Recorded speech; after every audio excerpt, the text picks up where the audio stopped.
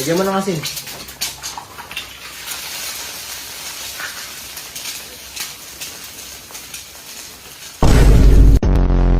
One, two, three, go!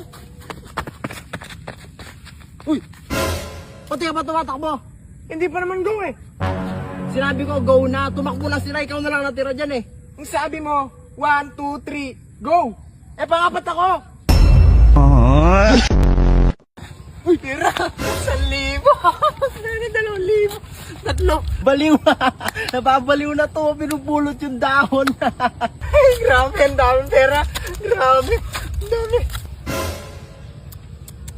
Nababaliw na tong dalawang to. Mga siraulo. Ay, grabe. Pinupulot yung dahon. Baliw. Sira ulo. Paano mo ipapasok yung elepante sa rep? Pwede ba yon? Oo, pwede yun. O sige, paano? Una, buksan mo yung rep. Ipasok mo yung elepante. Tsaka share mo yung rep. O, di ba? O, paano mo naman ipapasok yung giraffe sa rep? Eh, di buksan ko yung rep. Pasok ko yung giraffe. Tapos sara ko yung rep. Mali! Paano pala? Ilabas mo muna yung elepante bago may pasok yung giraffe. Di sila kasi. O, ito, nakapunta ka na ba sa zoo? Oo. O, ano yung nawawalang hayop doon? May nawawala ba doon? Oo, meron. Ano pala yung nawawala? Eh, di yung giraffe, pinasok mo sa rep eh.